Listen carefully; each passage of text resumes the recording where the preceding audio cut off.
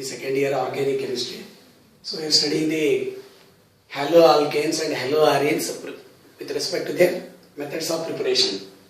Now let us consider one more method for the preparation of the aromatic halogen compounds, that is from diazonium salt. From diazonium salt. This diazonium salt is actually C6H5 NH N triple bond N Cl. Because of the valency, we write the positive charge here and negative charge here. Okay, so it is C6H5 N2Cl, we can write it directly. N2Cl minus benzene diazonium chloride. Benzene diazonium chloride. So this can be obtained by the diazotization of a primary amine like aniline. This you will study as a property of this aniline. When this is treated with ice cold solution of sodium nitrite and HCl, it will give rise to benzene diazonium chloride. This is the property of the primary aromatic amine, which reacts with sodium nitrite and HCl under ice cold condition to give rise to diazonium salt. This diazonium salt can be used to convert it into the halogenated aromatic compound. So there are different reactions used in this one. If you treat this with cuprous chloride, Cu2Cl2 HCl, it will give rise to chlorobenzene C6H5Cl with the liberation of nitrogen gas. Similarly, when it is treated with cuprous bromide Cu2Br2 in presence of HBr, it will give rise to bromobenzene C6H5Br along with the liberation of nitrogen gas. This reaction with cuprous chloride HCl, cuprous bromide and HBr is named as the Sandmeyer reaction. Sandmeyer reaction. But instead, if we are using this copper and HCl, copper and HBr, again the product is same, C6H5Cl, C6H5Br plus nitrogen. In this case also it is nitrogen. But these two reactions are named as the Gattermann reactions. Gattermann reactions. In the Gattermann reaction, instead of cuprous chloride or cuprous bromide, directly we are using the copper. But in the Sandmeyer reaction, we are using the cuprous chloride and cuprous bromide. To carry out the same preparation of the iodobenzene, we have to use an aqueous solution of potassium iodide. It will give rise to C6H5I plus N2. So, by treating with the aqueous potassium iodide, iodobenzene is produced. If you want the fluorobenzene, directly it is not possible, but we have to use this HbF4, fluoroboic acid. It will give rise to C6H5F with the liberation of nitrogen gas. This reaction is named as the Balch-Schiemann reaction. Balch-Schiemann reaction. So conversion of benzene diazonium chloride or any diazonium salt to the corresponding haloarene we can carry out by either using Sandmeyer reaction or Gattermann reaction, or by treating with aqueous potassium iodide or treating with the fluoroboic acid, boric acid. So it will give rise to fluorobenzene, Balch-Schiemann reaction. So these are the various methods for the preparations of the haloalkanes as well as haloarenes. Coming to the physical properties of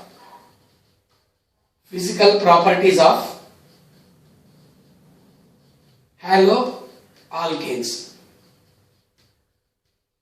Haloalkanes. The first one is melting point and boiling point. Melting point and boiling point. To decide whether a compound is having higher or lower boiling point or melting point, we can use certain important points, certain important informations. The first information is for the same halosine. For the same halosine. That means I am fixing the halosine like chlorine only, but I am taking different alkyl groups. Larger the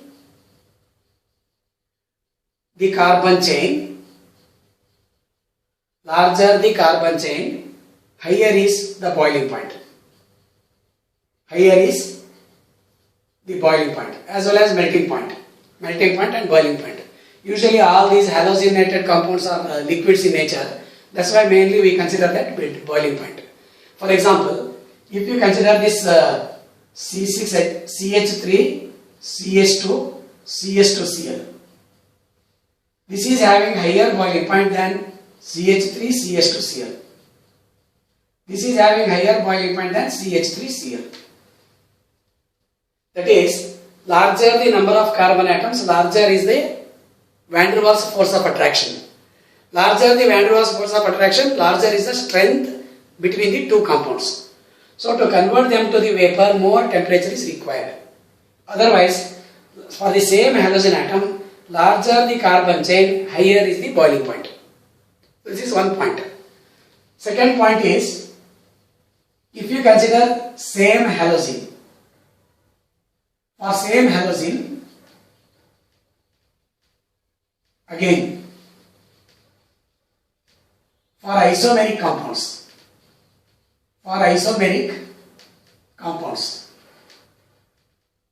isomeric means usually it is considered as the chain isomerism.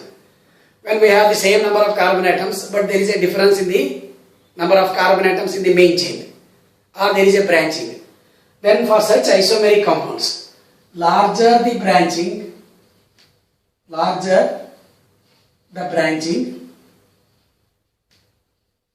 smaller is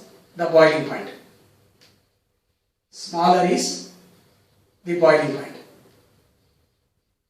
It is because when the branching takes place, more and more branching takes place, automatically size of the molecule will be less, surface area will be less, attractive forces will be less. That's why the boiling point will be less. For example, if I take this CH3, CH2, CH2, CH2Cl, this is one chloropentane, CH2Cl, one chloropentane. This is having higher boiling point than this CH3, CH2, CH2, CH, Cl, CH3. Because there is a side chain. This is having the higher boiling point as compared to CH3, CH, CH3, CH2, CH2Cl. This is having higher boiling point than CH3, CH, CH3. Sorry, let me take this as CH, CH3, CH3, CH2Cl. Comparing to this one, the boiling point of this will be very less. CH3CCl, CH3, CH2, CH3. So as the branching increases, the boiling point will decrease. So this is regarding the same halosine with isomeric structure. Then coming to the next point, especially in case of this boiling points, if you take different halogens for the same alkyl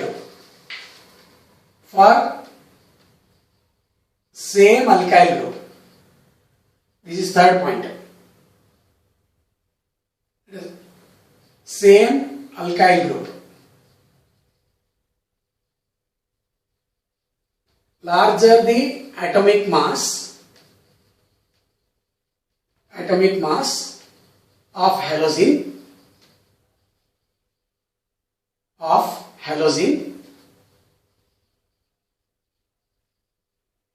larger is the boiling point. Larger is the boiling point. Say for example, I am taking a particular alkyl group R. Iodine has got the highest atomic mass. That's why this alkyl iodide is having the larger boiling point than alkyl bromide. This is having the larger boiling point as compared to alkyl chloride. In case of this alkyl fluoride, the boiling point will be very, very low. So this is one physical property, that is melting point and boiling point. Whatever the explanation we give for the boiling point, same thing holds good for the melting point also. The next one is, second property is the dipole moment. Dipole moment. The dipole moment is actually the product of the distance between the two atoms and the polarity. Suppose I consider this carbon halogen bond. It depends on the distance between these two, the carbon atom as well as the halogen atom, and there will be a slight positive and negative charge on the carbon and halogen, because halogen is more electronegative than the carbon atom. That's why we are having this polarity. For this polar bond, we are having the property called as the dipole moment. This is calculated as mu is equal to the distance into the charge. Charge on this halogen and distance between the carbon and halogen atom. As we know, the iodine is least electronegative, chlorine is most electronegative. We can consider the electronegativity in the order fluorine, chlorine, bromine and iodine. But actually when you consider this fluorine atom, because of the electrons in the only second orbit, the fluorine size is very, very small. That's why the distance is an important factor for this carbon fluorine bond. Distance is very, very small. That's why even though electronegativity of the fluorine is very large, the dipole moment for the alkyl fluoride is less as compared to alkyl chloride. So, if you consider this CH3Cl, this is having the highest dipole moment comparing to this CH3F. Because of the bromine atom is less electronegative, it is next CH3Br, next CH3I. Here the distance goes on increasing, but the electronegativity becomes lesser and lesser. So higher the electronegativity, higher is the dipole moment. So for this methyl chloride, the dipole moment is very, very large. If you are interested in the values of this one, it will be 1.860 dBi. The unit is measured in terms of dBi. So that is indicated with D. This is having 1.844. This is having 1.80. 1.83. This is having 1.80 dBi. Usually values will not be expected from you people in the examination, but you are supposed to write in the increasing or decreasing order of their dipole moments. Larger the electronegativity, higher is the dipole moment. But distance of this carbon bromine bond is more as compared to carbon chlorine bond. But electronegativity of the chlorine is higher as compared to this one. In case of this CH3F, there is an exception. The distance is very, very small between the carbon atom and the fluorine atom. Even though it is having the highest electronegativity, it is the distance that is actually mattering. Okay, so this is about the second physical property, that is dipole moment. The chemical properties we shall see in the next topic, next video. In the chemical properties, we consider the cleavage of this carbon halogen bond. This carbon halogen bond is a polar, as I have told you, in case of this dipole moment. That's why there is a slight positive charge on this one and slight negative charge on this one. That's why when we use a suitable reagent, this carbon halogen bond will be broken and it will be substituted by some other nucleophile. That's why all such reactions involving the substitution of the halogen by the nucleophile is called as the nucleophilic substitution reaction. Nucleophilic substitution reactions. These are in short are called SN reactions. There are again two types of SN reactions. It is SN1 and SN2. This SN1 is actually involving the first order kinetics. SN2 is involving the second order kinetics. In the nucleophilic substitution, if the reaction involves first order, then it is called SN1 reaction. If it is involving two reagents on which the velocity depends, it is called SN2. Nucleophilic substitution, unimolecular and bimolecular. First order